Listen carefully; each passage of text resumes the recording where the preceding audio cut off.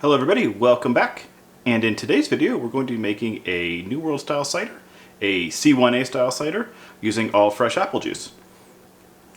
We have, for our cider, we have 3.5 gallons of a blend of McIntosh, about 1.5 gallons of McIntosh and 2 gallons of Summer Reds. McIntosh are a sweet tart apple, more on the sweet end, but Summer Reds are more on a sweet tart apple on the tart end. So we got 3.5 gallons of that. This will kind of be our I don't want to call it a neutral base, but it's going to be our base. To add some variety onto that, we have 1 gallon of Honeycrisp juice. This Honeycrisp juice has already started fermenting. This is a wild ferment that's starting to occur. I didn't inoculate this juice when we first got it or pasteurize it when I first pressed it, so it just started fermenting. Apple juice kind of just wants to ferment. So if you want to prevent this process from happening, just add some potassium metabisulfate when you first press the juice to it, about 50 parts per million, and that should at least inoculate it from all the yeast that are inside there. The wild yeast, they really don't like sulfates. But I did not do that with this juice, and you can see it's already starting to ferment. The tannic addition we have is about 1/2 gallon of just wild crab apples. These are just wild Washington crab apples. Picked them around town. If you see trees just lying around town, their chances are apple trees specifically, not just any tree. That's unlikely to have apples. Apple trees lying around town. Chances are that if they're on public land, they're going to be crab apples. So these are 1/2 gallon of crab apples. This is very high in tannin content, so it'll be our tannic addition to this. And about 1/2 gallon of a blend of Honeycrisp and I think this was Honeycrisp and Golden Delicious apples. These both of those are sweet and slightly tart. So we'll have that be our last little bit of juice to that. Our yeast selection today is going to be Premier Cote de Blanc. I chose this, number one, because I have a lot of packets of these and I want to use them, and number two, because it doesn't have a killer gene for the yeast, and I want to see what it's like when these two yeasts kind of commingle together. So we have both the wild yeast over here, and we have this dedicated champagne yeast. This one should take off quicker than the wild yeast will, and it'll probably be the majority of the colony. But I think that this might add some interesting funk to our cider. So I'm going to keep that. I'm not going to sterilize that any further. So when we put this into the addition, this will be we'll have both these yeasts kind of competing here. This will be fun, Yeast Thunderdome. So we're going to go ahead and put all these juices together and combine them into our 7.5 gallon fermenter right here. We have about 5.25 gallons of juice, roughly, so it should be slightly more than the 5 gallon mark when we end up filling this up. This fermenter, the reason why I brought this out, this fermenter did have a malolactic fermentation in it previously. I did thoroughly clean and sanitize this a couple of times just to make sure that that didn't happen, but I would not be surprised if, since this is a plastic fermenter, if bacterial culture for malolactic bacteria did stay in here. So this is kind of a little bit of an experiment. We're just doing I don't want to say it's an experiment, this is more of just kind of a trial and error type of thing. We'll see what happens. Should be fun though. Let's go ahead and add our juice to our fermenter, oxygenate it, and then add our yeast to it. One last thing though, about a day into fermentation, I will be adding a teaspoon-ish of Fermento in order to give this a little bit of boost for nitrogen content. I'm doing that to kind of stagger the addition. This juice should have a good amount of nitrogen in it, hopefully, but in the case that it is deficient, we'll have that Fermento there to kind of give the yeast the extra nitrogen it needs. So I'm going to go ahead and get these combined together and pitch our yeast.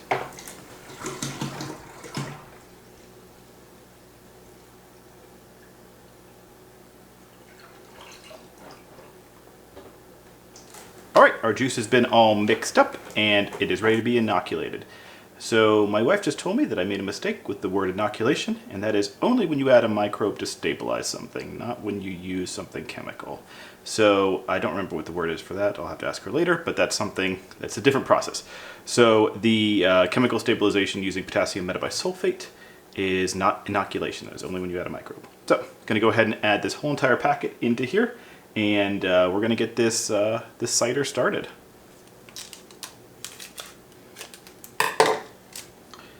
I really wish these packets were terrible. They are not, so I'm gonna go ahead and add it into here.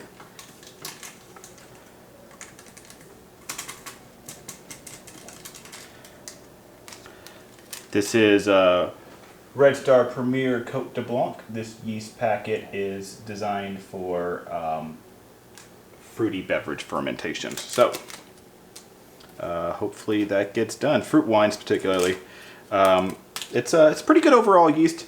I noticed that when I use this, it has typically has rather slow flocculation. It's rated as a medium flocculator, I believe. But it takes a bit longer than some of the other yeasts I have to flocculate out. So if you're using this yeast, you have to give it more time than normal. I shouldn't say than normal. Just give it more time in order to clear. Also give it a couple of days if you're going to move it around, because it's going to probably mix it all up if you're moving it around too. So have the place where you're going to rack close to where you intend on, having the cider ferment. That's why in a lot of my videos now, you're not seeing me rack anymore, because I have to bring it upstairs in order to bring it to production space to rack, and that can get everything mixed around in it. Well, then I have to wait again. So I've been racking stuff down where the cider is fermenting. So if you miss racking, I might have a video on that later, but it's a very simple process. So I don't think it's really necessary to have a long explanation on. So anyway, this is going to be put away for a couple of weeks to a couple of months to 3 to 4 months. I don't know. It's going to go until it stops, and then once it stops, we're going to check it out and see how it tastes. One final thing. Let me take a gravity reading before this goes away. Handy dandy hydrometer. Just always keep it soaking in sanitizer. Let me get the other end sanitized. It was a little bit dry. And then just go ahead and tuck it in here.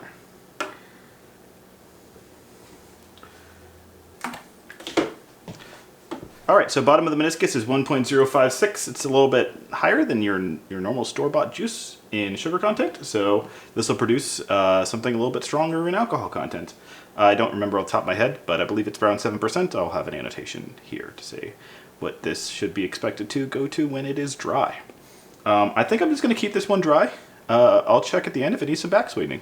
We'll check together. So anyway, this is going to go off for a couple months, and we'll check back then. After 2.5 months, the cider was stabilized with 50 parts per million potassium metabisulfate, 75 parts per million potassium sorbate. The cider was still a bit hazy after 2.5 months, so I was a little bit impatient and decided to give this a go at filtering, and the result was pretty astounding. This went through 2 filtering passes.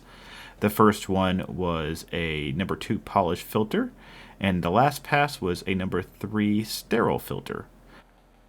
The filtering was done on a Buon Vino mini jet filter system. Okay, so we're actually going to go ahead and start backsweetening the cider, and I'm going to give it a little bit of a sample and see how I like it. This is about 4 gallons of cider. We lost quite a bit on filtration and just general losses during racking. So it's about 4 gallons of cider, and I'm going to start out with I'm targeting a sweet cider with this one. And this is 2-to-1 simple syrup. So 2-to-1 simple syrup means 2 parts sugar to 1 part water in grams. So you measure out the sugar, then you measure out the water, then you dissolve it until it's just dissolved, and then you have 2-to-1 sugar, simple syrup. So the point when you're making simple syrup for cider making, I don't know, probably for bar making too, is that you're trying to get liquid sugar. You're not trying to get 1-to-1 here. The least amount of water you can get to make liquid sugar is what you're looking for. So I'm going to go ahead and add it into our carboy, and give it a little bit of a mix around and give it a taste.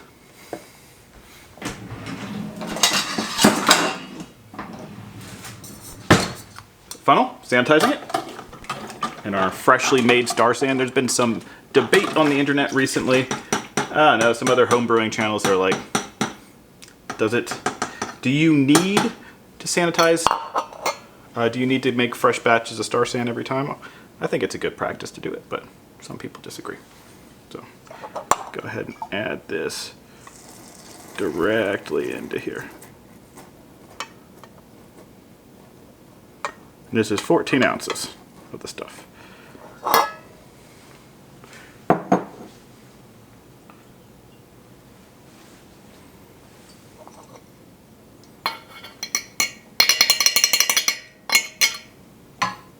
this guy aside. Let me give him a little bit of a mix around. Mix around with my wonderful little sampling tool here. Just gonna give it a mix around.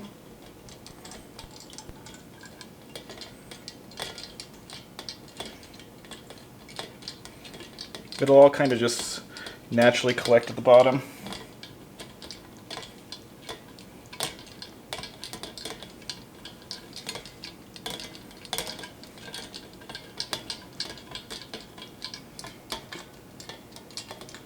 Okay, well that looks pretty thoroughly combined. Go ahead and give this. I really dislike these guys sometimes. Oh, it's just a cider. Let me give this a taste. By these guys, I mean racking cane or the sampling tube. They can be quite finicky. Really unpleasant to work with sometimes. All right, 14 ounces of it.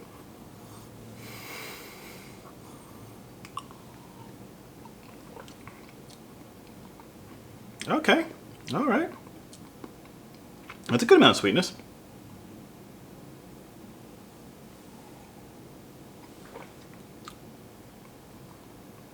All right. Yeah, that's good. I had a reserve an extra about 8 ounces or 6 ounces of 2-to-1 simple syrup, but I think this is good as it is.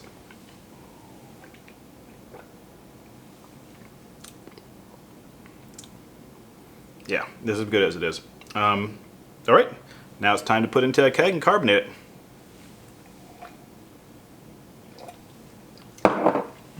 Pretty good. Hello everybody, welcome back. It is time for the tasting of our New World cider using all apples that basically we gathered around a local eastern Washington area in the Palouse, including some from our local orchard up in Garfield. And we made a cider out of them. This one had a mix of crab apples, a few different blends of sweet apples, and some sweet tart apples to kind of create this New World cider. This cider went through a few stages of clearing. I wasn't happy with the clarity to begin with, so I actually went through and I filtered this with sterile filtration. Don't let people tell you that you can't do it at home. It's just expensive. So I'll give you a nice little look at this absolutely beautiful, brilliant crystal clear cider. This is a fabulous clarity. This one, it's really hard to overstate how clear this is. It is. I can see my fingerprints when I put my finger on the other side of the glass.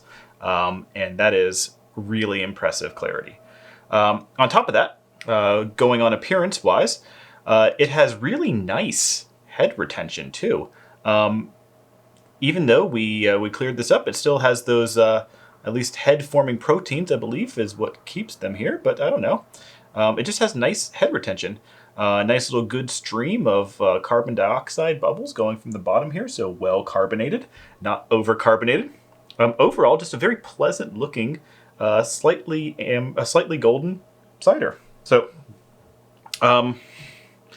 let's just go ahead and give this a little bit of aroma. Well, not going to give it aroma. We're gonna smell it.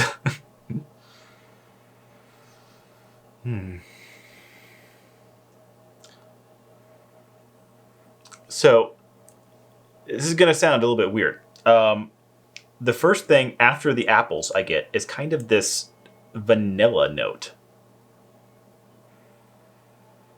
It has actually a rather kind of vanilla. It has a vanilla note on it. It's kind of pleasant. Yeah, it has a nice, good bouquet. It is complex. It is not just apple. There is other things going on inside the bouquet of this, and it's quite nice. I believe this one, I'm going to have to check my notes on this. I believe this one I had one of my gallons. I believe it was a Honeycrisp that I had pressed that started spontaneously fermenting because I did not sulfate it. So there might have been some wild yeast in there commingling with the Cote de Blanc yeast that we use for this, and it might have caused some interesting character to happen. That's just, sometimes it happens that way. Yeah.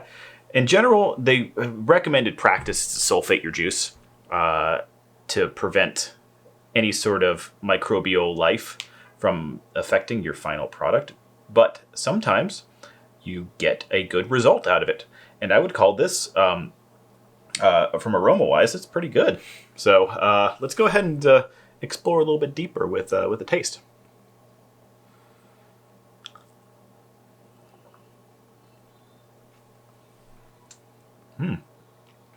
So on the front end, it has a really good effervescence to it. The carbonation is very nicely integrated into this cider. It has a really crisp, tart note to begin with, and it has a kind of a tannic quality that keeps the lingering taste there just a little bit more. But it's not. It doesn't overstay its welcome. It's on the palate. It covers the palate, and then it just goes away, which is quite nice. New World ciders aren't supposed to be incredibly tannic. It's supposed to be present, but not necessarily overwhelming.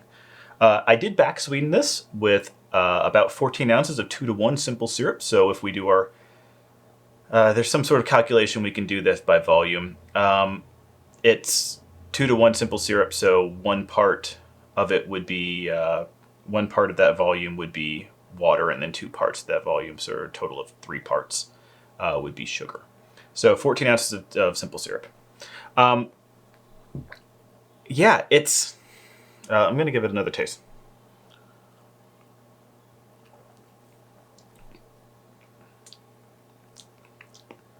Yeah, that vanilla note kind of really comes through.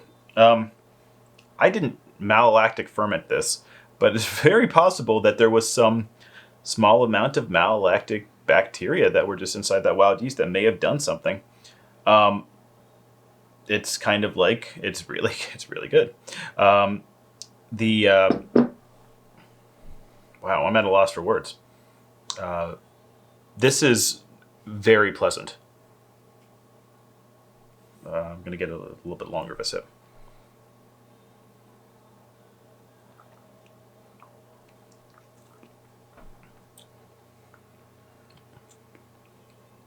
It has a very light bitterness at the end of it. I don't mind it. It's mostly nice and sweet forward. Carbonation is right. It has an effervescent quality. It is sharp, but it is not overwhelmingly sharp. It is just the perfect amount of sharpness. Yeah, this is just good. It's good. Okay. Wow. I guess it's time for rating. In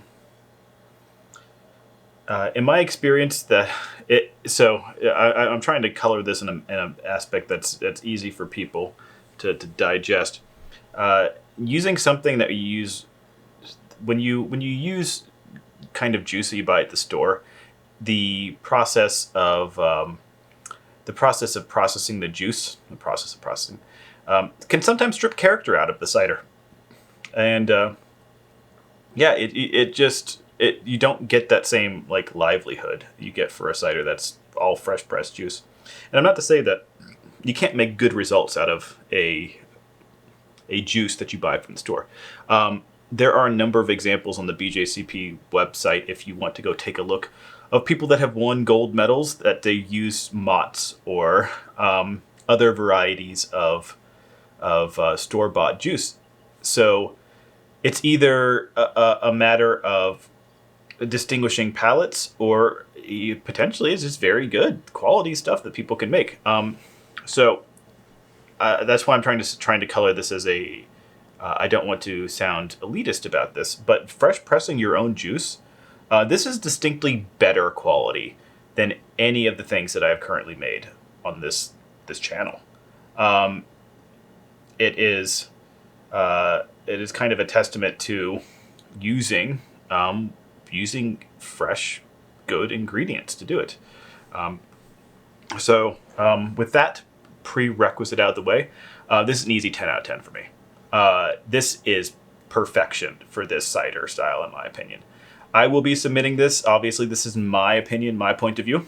This is going to be one of my submittals to the National Homebrew Competition for 2023. And we can let them see if they agree with that or not. This, in my opinion, is flawless. If I had to nitpick a criticism, they might have something to say about the very slight bitter note that's in there, but that would be a big nitpick. This hits all the style guidelines. Brilliant finish, good head retention, nice color, good amount of effervescence. It has the quality, even though this is a 7.2%. This is a higher alcohol content than I'm normally used to making for cider because it's fresh pressed juice. This has...